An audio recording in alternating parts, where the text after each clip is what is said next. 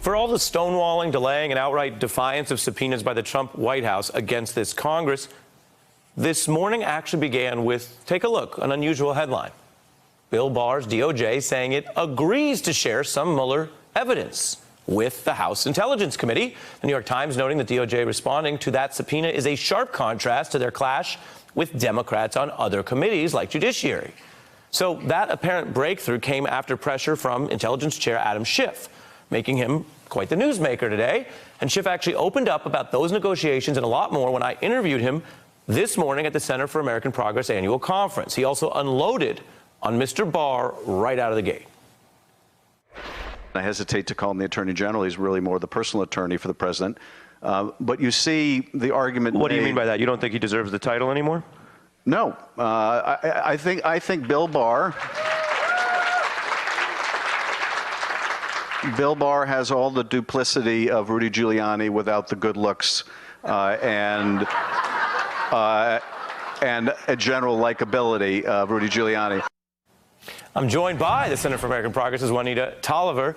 What did you think of that, rather, for Schiff, very strong language about Barr? Very strong, but very clear. He doesn't think he deserves the AG title because Barr has demonstrated he plays for an audience of one, who is Trump. We saw that in the congressional testimony he's offered. We saw that in his summary of the Mueller report, which Mueller's team says he mischaracterized. So the evidence is there. Yeah, and it's interesting because he is actually doubling down on that heat while getting a concession that Judiciary hasn't gotten yet. Got a concession, but only after a court ruled in favor of Democrats. We saw that with Trump's accounting firm, where the judge ruled that they must release Trump's financial records. So I think Barr saw a signal there and knew he needs to give in a little bit. Yeah, you make a great point that it's actually in his own self-interest if he doesn't want to get a worse loss in public. Something else I want to ask you about is I discussed the whole Rod Rosenstein saga with Congressman Schiff. Now, I'm not just mentioning this because I interviewed Schiff. It's actually made news already. As you see here on the screen, these are some of the headlines that came out of what Adam Schiff told me here about making Rosenstein potentially testify. Take a look. You know, I think James Comey came probably very close to the accurate critique of Rod Rosenstein. He just wasn't strong enough.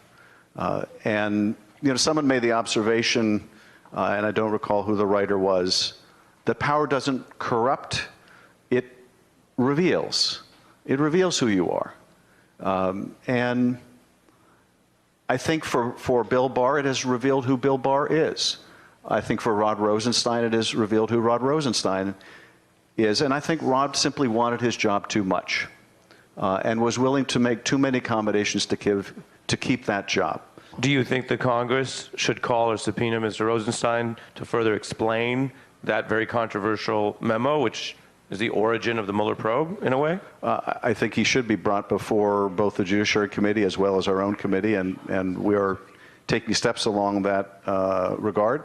Well, now I have to ask, what are those steps? Are you telling us today that you have requested Rosenstein testify to the House Intelligence Committee? I'm not prepared to comment. Would it be reasonable to infer you've already requested a voluntary interview with Mr. Rosenstein?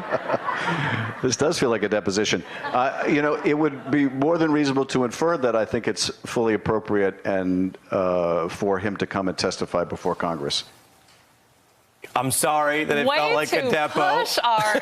I mean. But the headlines we showed were the bottom line of what we want to give viewers the full context, but not just us, but reporters have inferred from that yes, for the first time, he's confirming they want to get Rosenstein to testify. Why would that matter? Chairman Schiff was very clear about the fact that they're taking steps because they want to dig into a couple of things around his role in writing the memo that resulted in Comey's firing, what he knew at the time he wrote it. I think even looking back to his change in cooperation when it was a Republican-led House and now a Democratic-led House when he previously released over 800,000 documents. So there's a lot to dig into.